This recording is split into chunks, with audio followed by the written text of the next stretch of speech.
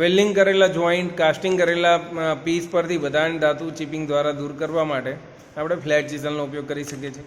બીજી છે cross cut ચિઝલ. તો આ ચિઝલનો પોઈન્ટ પાતળો હોય, ચપટો હોય અને ક્રોસમાં ગ્રાઇન્ડિંગ કરીને બનાવવામાં આવે છે. તેનો ઉપયોગ કીવે અથવા તો ગ્રુવ્સ અથવા તો સ્લોટ્સને કટિંગ કરવા માટે થાય છે. Half round chisel. તો આ ચિઝલનો પોઈન્ટ હાફ રાઉન્ડ શેપમાં ઘસીને ગ્રાઇન્ડ કરેલો હોય છે. તેનો ઉપયોગ વક્રાકાર ગ્રુવ અથવા તો સ્લોટ્સને કટિંગ કરવા માટે વપરાય છે. Diamond point cutting chisel. તો આ ચિઝલનો પોઈન્ટ ડાયમંડ પોઈન્ટ હોય છે. ડાયમંડ આકારનો એકદમ શાર્પ અણીવાળો ભાગ હોય છે. તેનો ઉપયોગ ઓછો એંગલ ધરાવતા ભાગોમાંથી મટીરિયલને કટિંગ કરવા માટે થાય છે. એ પછી છે વેબ ચિઝલ. તો આ ચિઝલનો પોઈન્ટ એકદમ પાતળો, ચપટો અને ડેવટેલ હોય છે. તેનો ઉપયોગ જોબ ઉપર નજીકમાં કરાયેલા ચેઇન ડ્રિલિંગ કરે પછી 2 હોલ વચ્ચેના ગેપને કાપીને દૂર કરવા માટે વપરાય છે. ડ્રિલની સાઇઝ મુજબના અલગ અલગ પહોળાઈના પોઈન્ટ ધરાવતી વેબ ચિઝલનો ઉપયોગ આપણે કરી શકીએ છીએ. હવે ચિઝલની ઓળખ માટે નીચે મુજબ મુખ્યત્વે આટલી બાબતોને આપણે ધ્યાનમાં રાખવી જોઈએ. એમાં એક છે ચિઝલની લંબાઈ, ચિઝલની કટિંગ એજની પહોળાઈ, ચિઝલનો પ્રકાર અને ચિઝલના બોડીનો આડછેદ. હવે પોઈન્ટ એંગલ અને મટીરિયલની વાત કરીએ તો ચિઝલનો સાચો કટિંગ એંગલ અથવા તો પોઈન્ટ એંગલ કઈ ધાતુનું ચિપિંગ કરવાનું છે તેના ઉપર નક્કી કરવામાં આવે છે. જેમાં સોફ્ટ મટીરિયલ અને માટે શાર્પ એંગલ અને હાર્ડ મેટલ માટે ખૂણાવાળી કે જાડા પોઈન્ટવાળી ચિઝલનો ઉપયોગ કરવામાં આવે છે. પોઈન્ટ એંગલ અને ઇન્ક્લિનેશન એંગલ દ્વારા એક રેક એંગલ બને છે કે જે રાઇટ રેક એંગલ કહેવાય અને ક્લિયરન્સ એંગલ મેળવી શકાય. એટલે કે રેક એંગલ જોઈએ તો અહીંયા આપણે આકૃતિમાં જોઈ શકીએ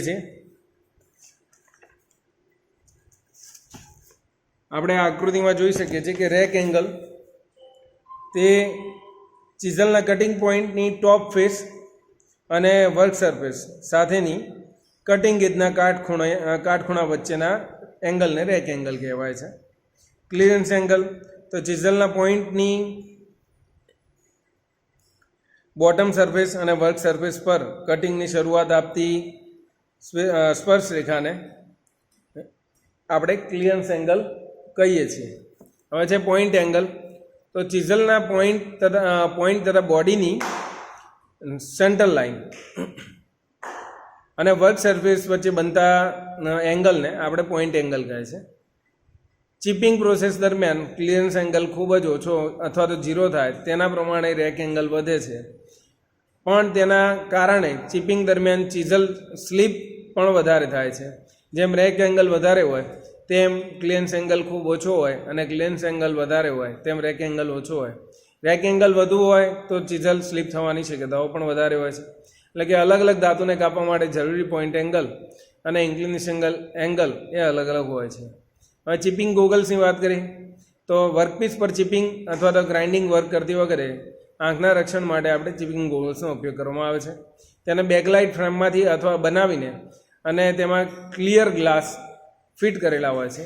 ફ્રેમના બંને છેડાને જોડતા રબરની મદદથી કારીગરના હેડ પર બરાબર ફિટ બેસે તેવી તેની રચના હોય છે. બીજું આપણું અગત્યનું કટિંગ ટૂલ્સ એટલે કે હેન્ડ ટૂલ્સ જોઈએ તો તે છે હેમર. વર્કપીસ ઉપર ફટકા મારવા માટે અથવા તો તે ફટકા મારીને કેટલીક વસ્તુને કાપવા એટલે કે ચિપિંગ, બેન્ડિંગ, સ્ટ્રેટનિંગ, ચેપિંગ, ફોર્જિંગ આવી પ્રક્રિયાઓ કરવા માટે આપણે હેમરનો ઉપયોગ થાય છે. હેમરના મુખ્ય ભાગો જોઈએ તો એક છે હેન્ડલ અને બીજું છે હેડ. જેમાં હેડને ડ્રોપ કાર્બન સ્ટીલમાંથી બનાવેલો હોય છે અને હેન્ડલ એ શોક એબ્સોર્બ કરી શકે તેવા મટીરિયલમાંથી બનાવેલું હોય છે. એટલે કે મોટે ભાગે તેને લાકડામાંથી બનાવવામાં આવે છે. હેમરના હેડ પર ફેસ, પિન, ચીક, આઈ હોલ, વેજ અને શોલ્ડર જેવા ભાગો હોય છે. જે એનો ઉપરનો બોલ આકારનો ભાગ છે તેને પિન કહેવાય. બોલ આકાર અને આઈ હોલને જે જોડતો ભાગ છે તેને શોલ્ડર કહેવાય. જે હેન્ડલની સમાંતર બાજુ છે તે ચીક છે અને જે વચ્ચે જે જગ્યાએ આપણું હેન્ડલ ફિટ થાય છે તેને આપણે આઈ હોલ કહીશું. બોલ આકારની જે પિન છે તેનાથી બિલકુલ સામેના ભાગે એટલે કે વિરુદ્ધ દિશાની અંદર જે આપણને ભાગ દેખાય છે તેને આપણે ફેસ કહીશું. એટલે કે આ રીતે તેના હેમરના ભાગો છે. હેમરના પણ જુદા જુદા પ્રકાર છે. એક છે બોલ પેન હેમર. તો આ પ્રકારની હેમરના પિનનો હાફ રાઉન્ડ બોલ શેપ આપવામાં આવેલો હોય છે અને તેનો ઉપયોગ ગોળાઈવાળા ભાગોને આકાર આપવા અને રિવેટિંગ કામ કરવા માટે વપરાય છે. બીજું છે ક્રોસ પેન હેમર. તો આ હેમરની પિનને ફ્લેટ શંકુ આકારની એક હેન્ડલની સેન્ટર લાઇન સાથે કાટખૂણે બનાવવામાં આવે તેવો ભાગ હોય છે. તેથી જ તેને ક્રોસ પિન કહે છે. તેનો ઉપયોગ હેમરના ફટકા દ્વારા ધાતુને હેન્ડલની સેન્ટર લાઇનના કાટખૂણે પ્રસરાવવા માટે થાય છે. આ ઉપરાંત આડા સ્લોટ્સમાં ફટકારવામાં તથા મેટલને વક્રાકારે બેન્ડ કરવા માટે પણ આપણે ક્રોસ પિન હેમરનો ઉપયોગ કરી શકીએ છીએ. Straight pin hammer. તો આ હેમરની પિન ફ્લેટ શંકુ આકારની અને હેન્ડલના સમાંતર હોય છે. હેન્ડલની સેન્ટર લાઇનને સમાંતર બનાવવામાં આવે છે. તેનો ઉપયોગ હેમરના ફટકા દ્વારા ધાતુને હેન્ડલની સેન્ટર લાઇનને સમાંતર પ્રસરાવવા માટે થાય છે. એટલે કે આ ઉપરાંત ઊભા સ્લોટ ફટકારવા માટે તથા મેટલના બેન્ડિંગ અને સ્ટ્રેચિંગ માટે થાય છે. હેમરની સાઇઝ તેના હેડના શેપ અને વેઇટ પરથી નક્કી કરવામાં આવે છે. સામાન્ય રીતે હેમર 125 ગ્રામથી 1.5 કિલોગ્રામ સુધીની મળી રહે છે. Sledge hammer. તો આ હેમરના હેડના બંને છેડે ફેસ બનાવવામાં આવેલું હોય છે જે તેની અલગ ઓળખ અપાવે છે. તેથી તેમાં પિન આપવામાં આવતી નથી. હેમરનો હેડ એ બંને ફેસ પાસે અષ્ટકોણ આકાર હોય છે અને આઈ હોલ પાસે સ્ક્વેર શેપમાં બનાવવામાં આવે છે. ચોરસ કે અષ્ટકોણ હેડવાળી અથવા તો ટૂંકા હેન્ડલવાળી હળવી સ્લેજ હેમરને લંપ હેમર તરીકે ઓળખવામાં આવે છે. તેનો ઉપયોગ હળવા ડિમોલિશન વર્ક તથા વર્કપીસ કે દિવાલના મોટા ખિલ્લા કે નાની ખિલ્લી બેસાડવા માટે વગેરે જેવા સ્ટ્રાઇકિંગ કામ માટે તેનો ઉપયોગ થાય છે. આ હેમરનો હેડ 0.5 kgથી લઈને 1 kg, 1.5 kg, 2 kgના વજનમાં ઉપલબ્ધ હોય છે.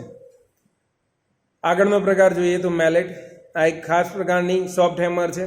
તેને હાર્ડ રબરમાંથી, કેટલીક વગેરે પ્લાસ્ટિકમાંથી, વુડનમાંથી, લેડમાંથી, બ્રાસમાંથી કે કોપરમાંથી બનાવવામાં આવે છે. તેના વડે ધાતુ પર કે અન્ય સોફ્ટ ભાગો પર હળવા ફટકા મારવા માટે તેનો ઉપયોગ કરવામાં આવે છે. તેનો ઉપયોગ વાહનમાં ડેન્ટિંગ વર્ક, પાતળા પતરાના શેપિંગ વર્ક તથા બેન્ડિંગ અને હોલો પાર્ટ્સને હેમરિંગ કરવા માટે વપરાય છે. Standard wooden mallet. હેમરના બંને તરફ ફ્રેમ આપેલી હોય છે. તેના હેડનો આકાર એ નળાકાર હોય છે અને તેનો ઉપયોગ ફ્લેટનિંગ, બેન્ડિંગ, શીટ મેટલ વર્કિંગમાં તેનો ઉપયોગ થાય છે. બોઝિંગ મેલેટ. તો આ પ્રકારના વુડન મેલેટ એ સ્ટોકમાં એક તરફ શંકુ આકાર અને બીજી તરફ ફ્લેટ ફેસ આપેલો હોય છે અને તેનો ઉપયોગ કોઈપણ પુલાણ ધરાવતા ભાગો પર ફટકો મારવા માટે વપરાય છે. And cap mallet. આ હેમરના વુડન સ્ટોકને એક તરફ ફ્લેટ ફેસ અને બીજી તરફ ક્રોસ પિન હેમર જેવો આકાર આપવામાં આવે છે અને તેનો ઉપયોગ હળવી ધાતુઓ પર ફટકો મારીને સ્ટ્રેચિંગ કરવા માટે વપરાય છે. હવે નવું આપણે હેન્ડ ટૂલ્સ જોઈશું તો તે છે સ્ક્રૂડ્રાઈવર. તો સ્ક્રૂડ્રાઈવર એ મશીનના ભાગો પર આપવામાં આવતા સ્ક્રૂને ખોલવા અને ફિટ કરવા માટે તેનો ઉપયોગ કરવામાં આવે છે. સ્ક્રૂના હેડ પર આપેલા સ્લોટ કે સ્ક્વેર ગ્રુવમાં બેસતી સ્ક્રૂડ્રાઈવરની ટીપના આધારે સ્ક્રૂડ્રાઈવરને વર્ગીકૃત કરવામાં આવે છે. સ્ટાન્ડર્ડ સ્ક્રૂડ્રાઈવરમાં ટીપ, બ્લેડ અને હેન્ડલ જેવા મુખ્ય 3 ભાગો હોય છે. સ્ક્રૂના હેડ પર આપેલા સ્લોટમાં ટીપ ફિટ બેસી સ્ક્રૂને ફેરવવાનું કામ કરે છે જેથી કરીને સ્ક્રુઈંગ અને અનસ્ક્રુઈંગ એ કરી શકાય. બ્લેડને હાર્ડન અને ટેમ્પર્ડ કરીને કાર્બન સ્ટીલ અથવા એલોય સ્ટીલમાંથી બનાવવામાં આવે છે. બ્લેડના બીજા છેડા ઉપર લાકડામાંથી કે મોલ્ડેડ ઇન્સ્યુલેટેડ મટીરિયલ કે મેટલમાંથી બનાવવામાં આવતું હેન્ડલ એ આપેલું હોય છે.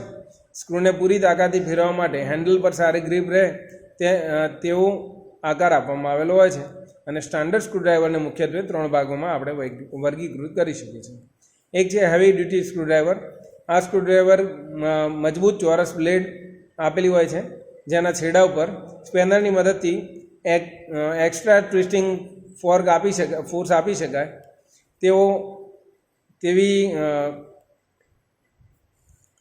તેવો આકાર આપવામાં આવેલો હોય છે. કાર્પેન્ટર શોપમાં ફ્લેટ બ્લેડ ધરાવતા લંડન પેટર્ન ટાઈપના હેવી ડ્યુટી સ્ક્રૂડ્રાઈવરનો વધુમાં વધુ ઉપયોગ થાય છે. બીજું છે લાઇટ ડ્યુટી સ્ક્રૂડ્રાઈવર. તો આ સ્ક્રૂડ્રાઈવરમાં રાઉન્ડ બ્લેડ આપેલી હોય છે, તેમાં બ્લેડની સમાંતર સાઇઝની ટીપ હોય છે. તેનો ઉપયોગ ઇલેક્ટ્રિશિયન વધુ કરે છે અને આથી શોર્ટ સર્કિટ થતું અટકાવવા માટે બ્લેડ પર ઇન્સ્યુલેટિંગ પડ પણ ચડાવેલું હોય છે. હવે સ્ટમ્પી સ્ક્રૂડ્રાઈવર, તો આ સ્ક્રૂડ્રાઈવર બ્લેડની લંબાઈ ટૂંકી અને સ્ટડ જેવી હોય છે, જેથી સ્ક્રૂને ખોલવા કે બંધ કરવા માટે વધુ ટોર્ક આપી શકાય. સ્ટમ્પી સ્ક્રૂડ્રાઈવરનો ઉપયોગ જ્યાં અન્ય સ્ક્રૂડ્રાઈવરનો ઉપયોગ થઈ શકતો નથી તેવી મર્યાદિત જગ્યાઓ, સાંકડી જગ્યાઓમાં ઉપયોગી થઈ શકે છે. ઓફસેટ સ્ક્રૂડ્રાઈવર, તો મશીનના અંતરિયાળ ભાગો કે બહારથી જોઈ શકાય નહીં તેવા સ્ક્રૂ માટે ઓફસેટ સ્ક્રૂડ્રાઈવરનો ઉપયોગ કરવામાં આવે છે. આ સ્ક્રૂડ્રાઈવરની બ્લેડ ખૂબ જ ટૂંકી અને તેના બોડી કે લીવર સાથે કાટખૂણે બનાવવામાં આવે છે. આ સ્ક્રૂડ્રાઈવર દ્વારા લાંબા આર્મના કારણે સ્ક્રૂ પર મહત્તમ ટર્નિંગ ફોર્સ ઉત્પન્ન કરી શકાય છે. હવે રેચેટ સ્ક્રૂડ્રાઈવર, તો આ સ્ક્રૂડ્રાઈવરના હેન્ડલમાં રેચેટની રચના કરવામાં આવેલી હોય છે કે આ સ્ક્રૂડ્રાઈવર દ્વારા સ્ક્રૂને જુદી જુદી 3 પોઝિશનમાં કંટ્રોલ કરી શકાય છે, જેમ કે સ્ક્રૂને ખોલવા, સ્ક્રૂને ફિટ કરવા અને સ્ટાન્ડર્ડ સ્ક્રૂડ્રાઈવર જેવી નેચરલ પોઝિશન એ મેળવી શકાય છે. તેનો ઉપયોગ મર્યાદિત જગ્યામાં પણ સ્ક્રૂને ફેરવવા માટે થાય છે. હેન્ડ ગ્રીપને એક પોઝિશનમાં પકડીને ઓપરેટ કરી શકતા હોવાથી વારંવાર હેન્ડ ગ્રીપની પોઝિશન બદલવાની જરૂર રહેતી નથી. તેનો ઉપયોગ મીડિયમ દબાણથી સ્ક્રૂને ખોલવા કે ફિટ કરવા માટે થાય છે. ઝડપથી કામ કરવા માટે તથા માસ પ્રોડક્શન માટે પણ તે ઉપયોગી બને છે. ફિલિપ્સ સ્ક્રૂડ્રાઈવર, તો ચોકડી આકારનો ગ્રુવ આપેલા સ્ક્રૂ હેડ પર પૂરતી ગ્રીપ મેળવવા માટે ફિલિપ્સ સ્ક્રૂડ્રાઈવરનો ચોકડી આકારની ટીપ બનાવવામાં આવેલી હોય છે. આ સ્ક્રૂડ્રાઈવરનો છેડા પરની ચોકડી આકારની ચારે બાજુ અને 53 ડિગ્રીના ખૂણે ટેપર શેપમાં બનાવી અને પોઈન્ટને 110 ડિગ્રી ખૂણે બનાવવામાં આવેલો હોય છે. સ્ક્રૂડ્રાઈવરની સાઇઝ, તો સ્ક્રૂડ્રાઈવરની સાઇઝ બ્લેડની લંબાઈ તથા ટીપની પહોળાઈના માપ મુજબ ઓળખવામાં આવે છે. બ્લેડની લંબાઈ તથા ટીપના પોઈન્ટની હેન્ડલના સ્ટાર્ટિંગ પોઈન્ટ સુધી માપવામાં આવે છે, જે સામાન્ય રીતે 45 mm થી 350 mm વચ્ચેની જુદી જુદી સાઇઝમાં મળે છે. તેમાં ટીપ 3 થી 10 mm સુધીની જુદી જુદી પહોળાઈમાં મળે છે. આપણું બીજું એક ટૂલ્સ હેન્ડ ટૂલ્સ છે અને તે છે એલન કી. એલન કી હેક્ઝાગોનલ સોકેટ સ્ક્રૂ કી અથવા તો ક્રોમ વેનેડિયમ સ્ટીલમાંથી બનાવેલા હેક્ઝાગોનલ સળિયામાંથી બનાવવામાં આવે છે. તેને મજબૂતાઈ આપવા માટે હાર્ડનિંગ અથવા તો ટેમ્પરિંગ કરવામાં આવે છે. તે કેપિટલ અંગ્રેજી મૂળાક્ષર કેપિટલ એલ જેવો હોય છે, એટલા માટે તેને એલન કી તરીકે ઓળખવામાં આવે છે. એલન કીનો ઉપયોગ સ્ક્રૂના હેડ પર અંદરની બાજુએ આપેલો ષષ્ટકોણ ગ્રુવ જેવા જો કોઈ સ્ક્રૂ આપેલા હોય તો તે સ્ક્રૂને ખોલવા અને ફિટ કરવા માટે એલન કીનો ઉપયોગ કરવામાં આવે છે. માપ સાઇઝની વાત કરીએ તો એલન કી સામાન્ય રીતે જુદી જુદી સાઇઝના 8 નંગના સેટમાં પ્લાસ્ટિક બોક્સમાં મળે છે. 8 નંગના સેટમાં 2, 3, 4, 5, 6, 7, 8 અને 10 mmની સાઇઝની એલન કી આપવામાં આવે છે. આ ઉપરાંત સ્પેશિયલ સાઇઝ તરીકે પણ તેને 1.5 mm, 2.5 mm એટલે કે અપૂર્ણાંક આંકમાં પણ તેનું ઉત્પાદન કરવામાં આવે છે. કોઈપણ એલન કીને ઓળખવા માટે દરેકની સાઇઝ મુજબ ખાસ કોડ આપવામાં આવેલો હોય છે, જેમ કે 8 mmની એલન કીને 8 IS 3082 તરીકે ઓળખાવાય છે. મિત્રો, વાઇસ આપણે બધાએ પણ જોયો છે. વર્કશોપમાં કામ કરતા સમયે વર્કપીસને મજબૂતાઈથી પકડી રાખવા માટે હોલ્ડિંગ ડિવાઇસ તરીકે વાઇસનો ઉપયોગ કરવામાં આવે છે. વાઇસને કાસ્ટ આયર્ન અથવા તો કાસ્ટ સ્ટીલ મટીરિયલમાંથી બનાવવામાં આવે છે. વાઇસમાં વર્કપીસ હોલ્ડિંગ પર ફિટ કરવામાં આવેલી જો પ્લેટનું હાર્ડનિંગ તથા નલિંગ કરવામાં આવે છે. વર્કશોપમાં ફાઇલિંગ, થ્રેડિંગ, ડ્રિલિંગ, કટિંગ આવા અન્ય કાર્યો માટે વાઇસનો ઉપયોગ થાય છે, જેથી અન્ય કાર્યો માટે જુદા જુદા આકારની ડિઝાઇન તથા સાઇઝ મુજબના ઉપયોગમાં લેવાતા વાઇસ નીચે મુજબ જુદા જુદા વાઇસ ઉપયોગમાં થાય છે. જેમ કે એક છે બેન્ચ વાઇસ, તો વર્કશોપમાં filing, chipping, hacksawing, drilling, bending, threading આવા જ્યારે આપણે કાર્યો કરવાના હોય ત્યારે આપણે હોલ્ડિંગ ડિવાઇસ તરીકે બેન્ચ વાઇસનો ઉપયોગ થાય છે. આ વાઇસને તેના સ્થિર જોમાં આપેલા હોલ તથા માઉન્ટિંગ બોલ્ટ દ્વારા વર્કબેન્ચ પર મજબૂતાઈથી ફિક્સ કરીને ઉપયોગમાં લેવામાં આવે છે. આ વાઇસની સાઇઝ તેની જો પ્લેટની લંબાઈની આધારે નક્કી કરવામાં આવે છે. બેન્ચ વાઇસમાં ફિક્સ જો, મૂવેબલ જો પ્લેટ્સ, સ્પ્લિન્ડલ, હેન્ડલ, બોક્સ નટ તથા સ્પ્રિંગ જેવા ભાગો આપેલા હોય છે, જેમાં બોક્સ નટ ફિક્સ જો ના નીચેના અંદરના ભાગે આવેલા સ્ક્વેર ગ્રુવમાં બેસાડેલી હોય છે, જેમાંથી સ્ક્વેર થ્રેડિંગ કરેલો સ્પિન્ડલ તથા સ્પ્રિંગને મૂવેબલ જો સાથે અંદરના ભાગેથી જોડી હેન્ડલ દ્વારા ઓપરેટ કરવામાં આવે છે. બેન્ચ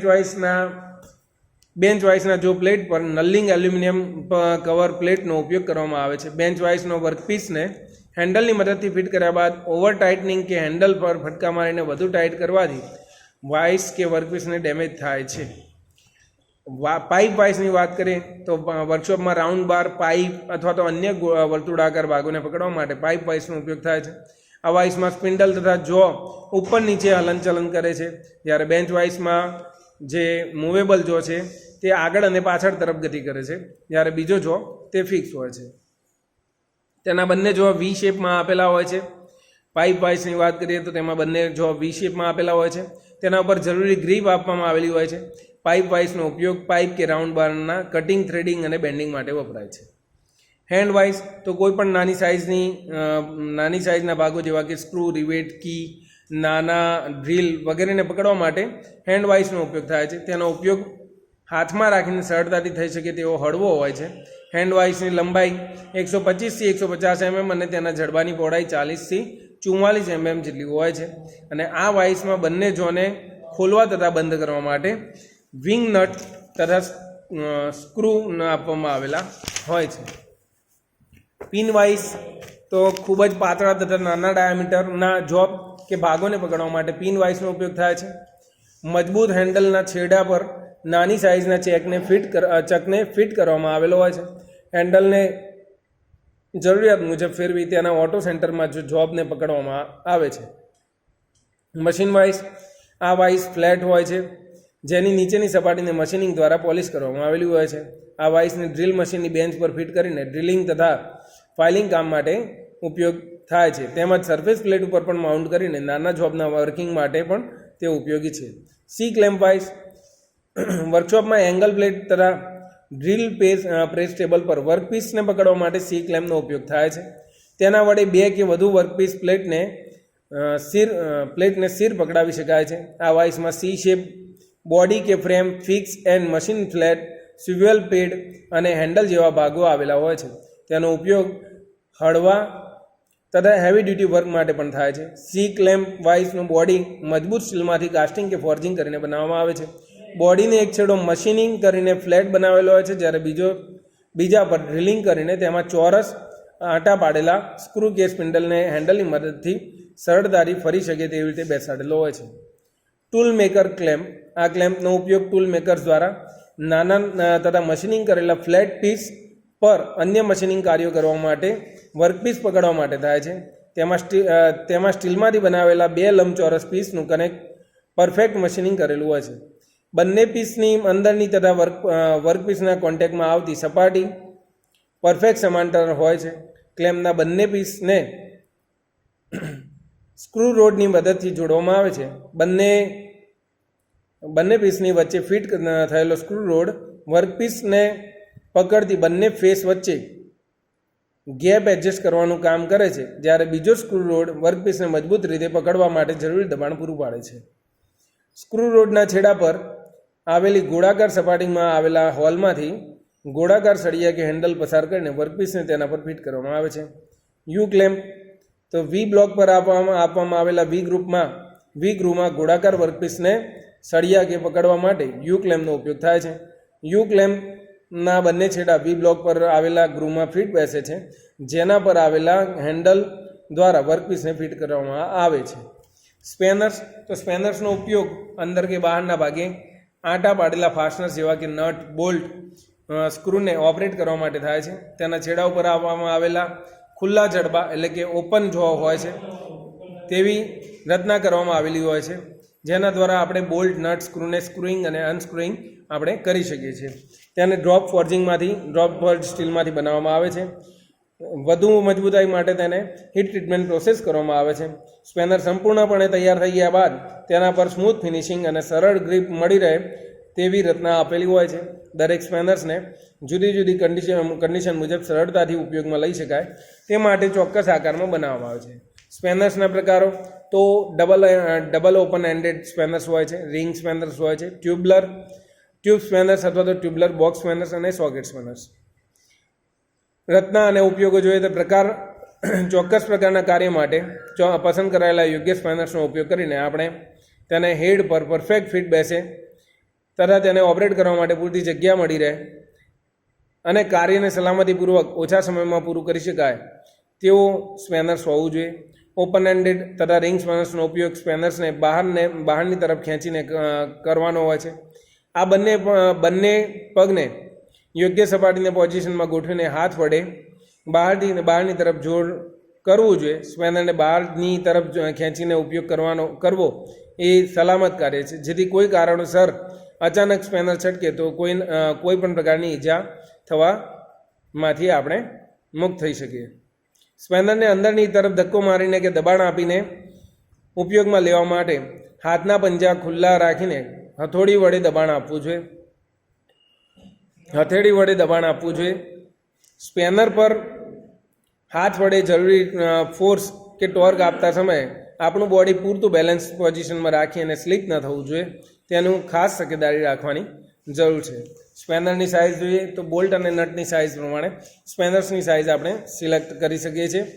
યુનિફાઈડ સ્ટાન્ડર્ડ સિસ્ટમ મુજબ આપણે જુદા જુદા સેટ એ સ્પેનરના સેટ હોય છે.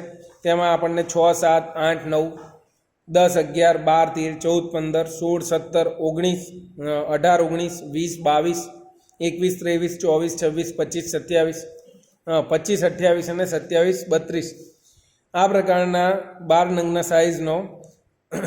નંગના સ્પેનરનો એક સેટ આપણને મળે છે.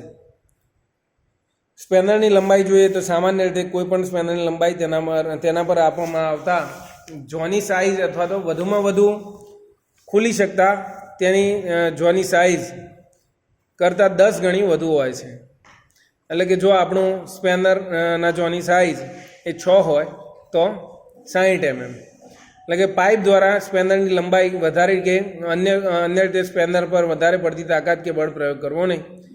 સ્પેનર દ્વારા બોલ્ટ કે નટને વધુ ટાઈટ કરવાથી નીચેની તકલીફો ઉત્પન્ન થાય છે. બોલ્ટ કે નટના આટા ખરાબ થઈ જાય કે તૂટી જાય, બોલ્ટ કે નટ ભાગી જાય, સ્પેનર્સના જોડ તણાય, સ્પેનર છટકવાથી સ્લીપ થઈ શકે અને અકસ્માત થઈ શકે. ઓપન એન્ડેડ સ્પેનર કે જેની અંદર યુ શેપમાં 2 પેરેલલ ફ્લેટ સાઇઝ ધરાવતા 2 જડબા હોય છે. ઓપન એન્ડેડ સ્પેનર્સનો હેડ શાફ્ટ સાથે બોડીની સેન્ટર લાઇન સાથે 15 ડિગ્રીના ખૂણે બનાવેલો હોય છે, જેના કારણે સ્પેનરને બંને તરફ ફેરવીને ઉપયોગ કરી શકાય છે. તેને ડી સ્પેનર તરીકે પણ ઓળખવામાં આવે છે. આ સ્પેનર 4 થી 50 mm સુધીની સાઇઝમાં આપણને ઉપલબ્ધ હોય છે. તે પછી રિંગ સ્પેનર. તો રિંગ સ્પેનર એક સિંગલ પીસ ટૂલ છે, જેમાં હેડને ગોળાકાર રિંગ જેવો બનાવી ઉપસેલી કિનારીઓ આપવામાં આવેલી હોય છે. સામાન્ય રીતે રિંગ સ્પેનરમાં હેડની ગોળાકાર રિંગમાં 6 પોઈન્ટ અથવા તો 12 પોઈન્ટ આપેલા હોય છે, જેથી કરીને આપણા નટ બોલ્ટ અથવા તો સ્ક્રૂ પર યોગ્ય ગ્રીપ મળી શકે અને તે સરળતાથી ખુલી શકે. તે પછી જે એડજસ્ટેબલ સ્પેનર, તે પણ double ended open double ended spanner જેવું જ હોય છે, પરંતુ તેમાં વચ્ચે એક સ્ક્રૂ મિકેનિઝમ આપેલી હોય છે, જેથી કરીને આપણે બંને એક મૂવેબલ જો હોય છે અને બીજો ફિક્સ જો હોય છે.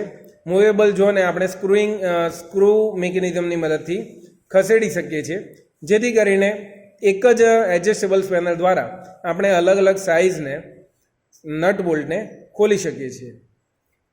તે અલગ અલગ લંબાઈમાં આપેલા હોય છે અને આ સ્પેનરના હેડને હેન્ડલની સાથે 22.5 ડિગ્રીના ખૂણે બનાવવામાં આવે છે. તે પછી જે સી સ્પેનર, તો આ સ્પેનરના હેન્ડલના એન્ડ પાસે ફિક્સ અથવા તો એડજસ્ટેબલ વક્રાકાર હેડ આપેલો હોય છે, જેના છેડા પર એક પિન અથવા તો લગ આપવામાં આવેલો હોય છે. સ્પેનરના હેડની વક્રાકાર સપાટી નટના બહારના ડાયામીટર પર ફિટ બેસાડી સ્પેનરનો લગ રાઉન્ડ નટ પર આપેલા નોચમાં ફિટ બેસાડી હેન્ડલ દ્વારા નટને ફેરવવામાં આવે છે, જેથી એડજસ્ટેબલ સી સ્પેનરના હેડના સી આકારના ભાગને હેન્ડલના છેડા પરની વક્રાકાર સપાટી સાથે બોલ્ટ નટ દ્વારા જોડીને જુદા જુદા ડાયામીટરની નટ માટે ઉપયોગમાં લઈ શકાય છે. હવે કોમ્બિનેશન સ્પેનર. તો કોમ્બિનેશન સ્પેનર તે એક છેડે ઓપન એન્ડેડ હોય છે અને બીજો છેડે રિંગ આકારનું હોય છે. એટલે કે તે કોમ્બિનેશન છે રિંગ સ્પેનર અને ઓપન એન્ડેડ ડી સ્પેનરનું. ત્યારબાદ છે સોકેટ સ્પેનર. તો સોકેટ સ્પેનરની રચના પોલા સિલિન્ડર જેવી હોય છે, જેના એક છેડા પર રિંગ સ્પેનર જેવા પ્રોફાઇલ્સ આપેલા હોય છે કે જે નટ અથવા તો બોલ્ટ ઉપર ફિક્સ થઈ શકે છે, અને બીજા છેડા ઉપર સ્ક્વેર શેંક ધરાવતું હેન્ડલ, ટોમી બાર અથવા તો રેચેટ બે